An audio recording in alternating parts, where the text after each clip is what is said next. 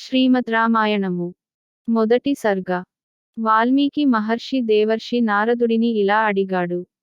ఓ నారద మహర్షి, ఈ భూలోకంలో మంచి గుణములు కలవాడు, పరాక్రమవంతుడు, ధర్మాత్ముడు, ఎదుటి వారి ఎడల ఆదర భావము కలవాడు, చేసిన మేలు మరువనివాడు, ఎల్లప్పుడూ సత్యమునే పలుకువాడు, గట్టి సంకల్పము కలవాడు, అనుకున్న పని నెరవేర్చే గుణము కలవాడు, ఈ సద్గుణములు కలవాడు ఎవరైనా అన్నారా?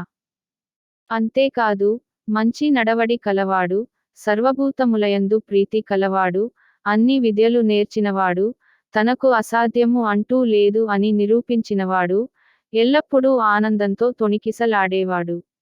అటువంటి వ్యక్తి ఎవరున్నారు? ఓ మహర్షి, మొక్కవోని ధైర్యము కలవాడు, కోపము అంటే ఎరుగనివాడు, మంచి తేజస్సుతో విరాజిల్లేవాడు, అసూయ, ద్వేషములను దగ్గరకు రానీయనివాడు, యుద్ధరంగంలో దిగితే దేవతలకు కూడా భయపడనివాడు. ఇటువంటి సద్గుణములు కల నరుడిని, మానవుడిని గురించి వినవలెనని నాకు చాలా కుతూహలముగా ఉంది. దయచేసి నాకు వివరించండి. ఎందుకంటే నీవు ముల్లోకములు సంచరిస్తూ ఉంటావు. అందువలన నీకు తెలిసే అవకాశం ఉంది. కాబట్టి అటువంటి లోకోత్తర పురుషుడిని గురించి నాకు తెలియజేయండి అని వాల్మీకి మహర్షి నారదుని అడిగాడు. అప్పుడు నారదుడు వాల్మీకితో ఇలా అన్నాడు. ఓ మహర్షి, నీవు చెప్పిన గుణములు సామాన్య మానవులలో సాధారణంగా కనిపించవు. ఎందుకంటే అవి అసాధారణము లైన దుర్లభములైన గుణములు. కాని అట్టి గుణములు కలిగిన ఒక మహాపురుషుడు ఉన్నాడు. ఆయన గురించి చెబుతాను, విను. ఈ భూమండలంలో ఇక్ష్వాకు వంశము ప్రసిద్ధి చెందింది. ఆ వంశములో రాముడు అనే పేరు గల ఒక మహాపురుషుడు జన్మించాడు. ఆ రాముడు జనుల అందరి చేత కీర్తింపబడ్డాడు. ఆ రాముడు స్థిరమైన బుద్ధి కలవాడు, మహావీరుడు, మంచి ప్రకాశము కలవాడు, అసాధారణమైన ధైర్యము కలవాడు. అంతేకాదు ఆ రాముడు బుద్ధిమంతుడు, నీతిమంతుడు, సకల శాస్త్ర పారంగతుడు, శ్రీమంతుడు. రాముడు శత్రు భయంకరుడు, ఆజానుబాహుడు, స్ఫురద్రూపి, అందగాడు, విశాలమైన వక్షస్థలము కలవాడు. రాముని ధనుస్సు చాలా గొప్పది, శత్రువులను నాశనం చేస్తుంది. రాముడు అంత పొట్టి కాదు అని చెప్పి మరీ పొడుగు కాదు. రామునికి అన్ని అవయవములు సమపాళ్లలో ఉన్నాయి. సకల శుభ లక్షణ సమన్వితుడు రాముడు. రాముడు సకల ధర్మములు తెలిసినవాడు, సత్యమునే పలికెడు వాడు, ఎల్లప్పుడూ ప్రజల హితమును కోరేవాడు, మంచి యశస్వి, జ్ఞాన సంపన్నుడు, ఎల్లప్పుడూ శుచిగా ఉంటాడు, శరణు కోరిన వారిని రక్షించేవాడు. ఆ రాముడు ప్రజాపతితో సమానమైన వాడు. దుష్ట శిక్షణ, శిష్ట రక్షణ పట్ల ఆసక్తి కలవాడు, ధర్మాన్ని ఎల్లప్పుడూ పరిరక్షించేవాడు. రాముడు తనను తాను రక్షించుకుంటూ తన వారిని కూడా రక్షించేవాడు. రాముడు వేదములు వేదాంగములు చదివినవాడు, ధనుర్వేదములో దిట్ట. రాముడు సకల శాస్త్రముల అర్థములను తెలిసినవాడు, మంచి జ్ఞాపక శక్తి కలవాడు, మంచి ప్రతిభావంతుడు, సర్వలోక ప్రియుడు, సాధుజనుల యందు దీనుల యందు దయగలవాడు. నదులన్నీ సముద్రము చేరినట్టే సత్పురుషులందరూ రాముని వద్దకు చేరుతారు. రాముడు అందరినీ సమానంగా ఆదరిస్తాడు. రాముడు సముద్రము వలె గంభీరంగా ఉంటాడు, హిమాచలము వలె ధైర్యంగా కలవాడు. ఇటువంటి సకల సద్గుణ సంపన్నుడు కౌసల్యకు పుత్రుడిగా జన్మించాడు. ఆ రాముడు పరాక్రమములో విష్ణువుతో సమానుడు. చంద్రుడిని చూస్తే ఎంత ఆనందకరంగా ఉంటుందో రాముని చూస్తే కూడా అంతే ఆనందం కలుగుతుంది. కాని రాముడు కోపం వస్తే ప్రళయాగ్ని స్వరూపుడు. ఇంకా రాముడు ఓర్పులో భూదేవిని, దానములో కుబేరుని, సత్యము పలుకుటలో ధర్మదేవతను మించినవాడు.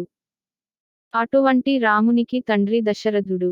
దశరథుడు సకలగుణాభిరాముడైన రామునికి యౌవరాజ్య పట్టాభిషేకం చేయాలని సంకల్పించాడు.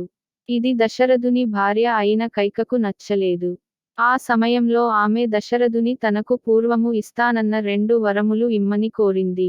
ఆ 2 వరములలో ఒకటి రాముడిని రాజ్యము నుండి వెళ్ళగొట్టడం, రెండవది తన కుమారుడైన భరతునికి పట్టాభిషేకం జరగడం. మాట తప్పలేని దశరథుడు రాముని వనవాసమునకు వెళ్ళమని చెప్పాడు. తల్లిదండ్రుల మాటలను శిరసావహించి రాముడు రాజ్యము విడిచి అరణ్యములకు వెళ్ళాడు. రాముని తమ్ముడు లక్ష్మణుడు అన్న రాముని విడిచి క్షణం కూడా ఉండలేడు. అందుకని లక్ష్మణుడు కూడా రాముని వెంట అరణ్యములకు వెళ్ళాడు. రాముని భార్య సీత రామునికి ప్రాణసమానురాలు.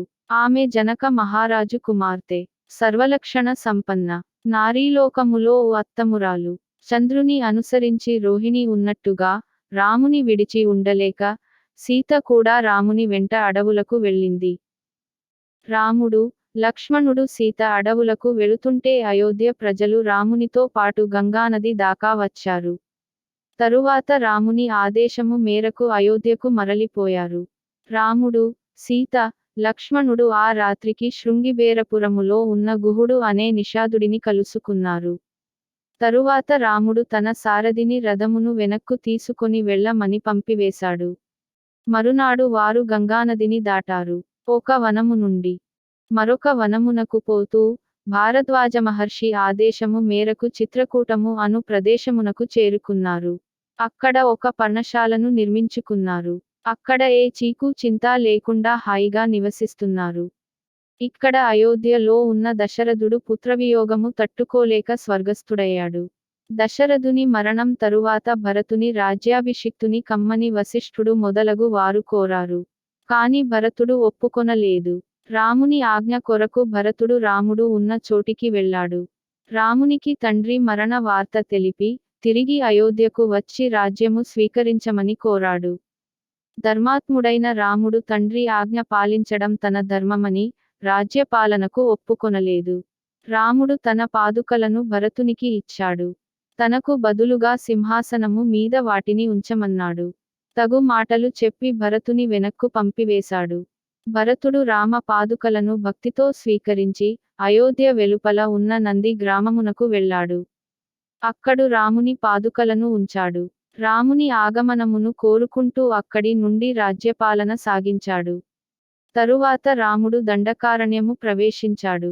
అక్కడ నివసిస్తున్న విరాధుడు అనే రాక్షసుని చంపాడు. శరభంగ మహర్షిని, సుతీక్ష మహర్షిని, అగస్త్య మహర్షిని, ఆయన భ్రాతను సందర్శించాడు. ఆ ప్రకారంగా అరణ్యములో నివసించుచున్న రాముని అక్కడ ఉన్న మునులు చూడడానికి వచ్చారు.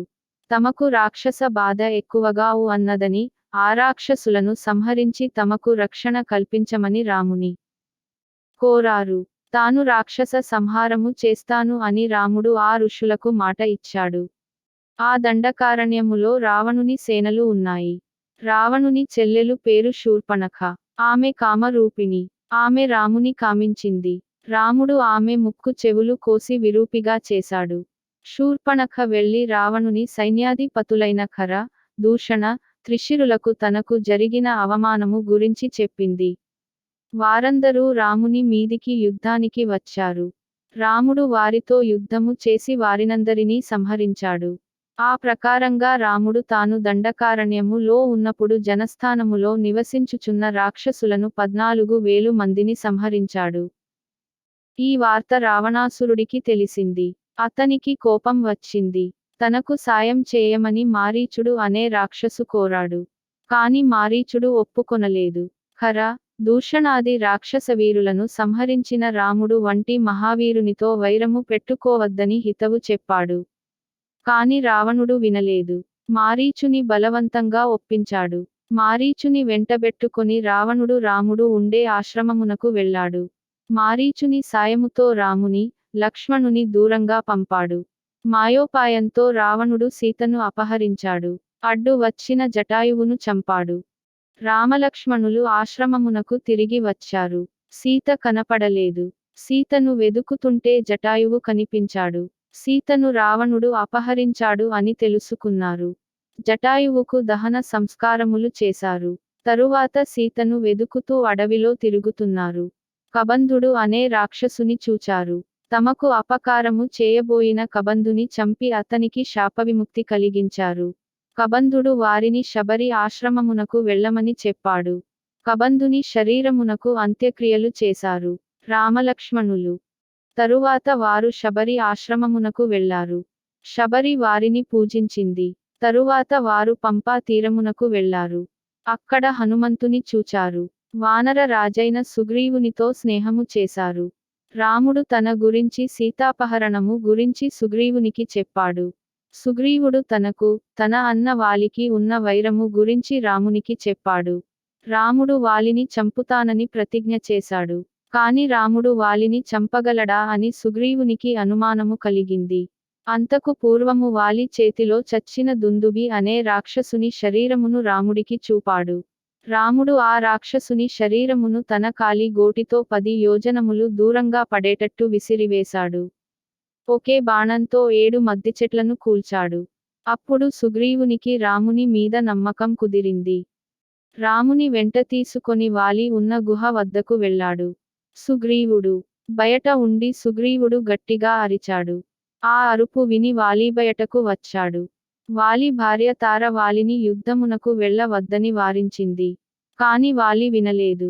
వాలి సుగ్రీవునితో యుద్ధము చేశాడు. రాముడు ఒకే బాణంతో వాలిని చంపాడు.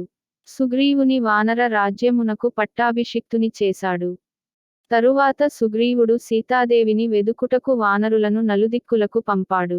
హనుమంతుడు దక్షిణ దిక్కుగా వెళ్ళాడు. సముద్రమును దాటి లంక చేరుకున్నాడు.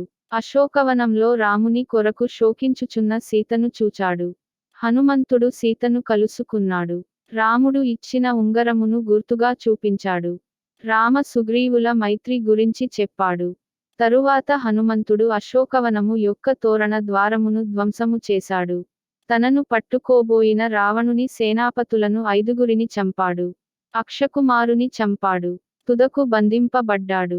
తరువాత తనను తాను విడిపించుకొని లంకాదహనము చేశాడు. హనుమంతుడు లంక నుండి రాముని వద్దకు వచ్చాడు. సీతను చూచాను అని రామునితో చెప్పాడు. తరువాత వానర సేనలతో సముద్ర తీరము చేరుకున్నారు రాముడు సుగ్రీవుడు. తనకు దారి ఇవ్వని సముద్రుని తన రామబాణముతో అల్లకల్లోలము చేశాడు. సముద్రుని మాట ప్రకారము రాముడు నీలునితో వారధి కట్టించాడు. ఆ సేతువు మీదుగా లంకకు చేరుకున్నాడు. రావణునితో యుద్ధము చేసి రావణుని సంహరించాడు. కాని అన్ని రోజులు పరాయి వాడి వద్ద ఉన్న సీతను పరిగ్రహించడానికి సందేహపడ్డాడు. ఆ మాటలు భరించలేక సీత అగ్నిప్రవేశము చేసింది. అగ్నిదేవుడు వచ్చి సీత కల్మషము లేనిది అని చెప్పాడు. అప్పుడు రాముడు సీతను స్వీకరించాడు. రావణ సంహారము చేసిన రాముని సమస్త దేవతలు ఋషులు ఎంతగానో శ్లాఘించారు. రాముడు విభీషణుని లంకా రాజ్యంకు రాజుగా చేశాడు. రాముని చూడడానికి వచ్చిన దేవతలు వరాలు ఇచ్చారు. ఆ వరాల ప్రభావంతో యుద్ధములో చనిపోయిన వానరులందరూ బతికారు. అందరూ పుష్పక విమానము ఎక్కి అయోధ్యకు వెళ్లారు. రాముడు ముందు భరద్వాజ ఆశ్రమమునకు వెళ్ళాడు. హనుమంతుని నంది గ్రామములో ఉన్న భరతుని వద్దకు పంపాడు. తరువాత రాముడు నందిగ్రామమునకు వెళ్ళాడు. తన సోదరులను కలుసుకున్నాడు. ముని వేషములను వదిలి క్షత్రియోచితము లైన దుస్తులు ధరించారు రాముడు, సీత, లక్ష్మణుడు. రాముడు అయోధ్యకు పట్టాభిషిక్తుడయ్యాడు. రామ పట్టాభిషేకమునకు లోకములు అన్నీ సంతోషించాయి. రాముడి పాలనలో ప్రజలందరూ ధర్మబద్ధంగా నడుచుకున్నారు. సకాలంలో వానలు కురిసి దుర్భిక్షము అంటూ లేకుండా పోయింది. తండ్రి జీవించి ఉండగా పుత్రులు మరణించడం లేదు. స్త్రీలకు వైధవ్యము లేదు. స్త్రీలందరూ పతివ్రతలుగా ఉన్నారు. రామ రాజ్యంలో అగ్ని భయం, చోర భయం, జలభయం, ఆకలి భయం గాని లేవు. రాజ్యములో ధనధాన్యములు సమృద్ధిగా ఉండేవి. ప్రజలందరూ సంతోషంగా జీవించారు. రాముడు లెక్కలేనన్ని అశ్వమేధ యాగములు చేశాడు.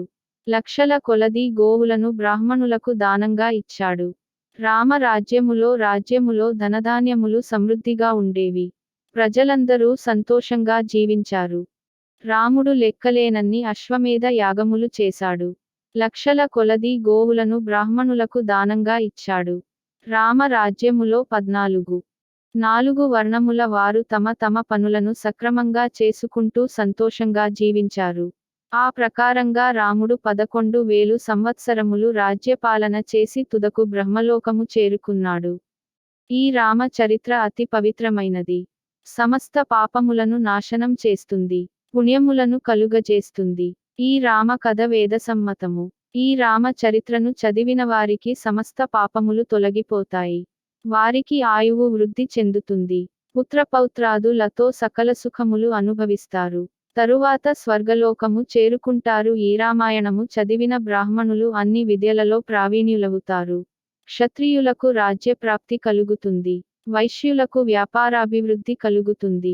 శూద్రులు కీర్తివంతులవుతారు. ఇది వాల్మీకి విరచిత శ్రీమద్ రామాయణ మహాకావ్యములో బాలకాండలో మొదటి సర్గ సంపూర్ణము. ఓం తత్సత్ ఓం తత్సత్ ఓం తత్సత్.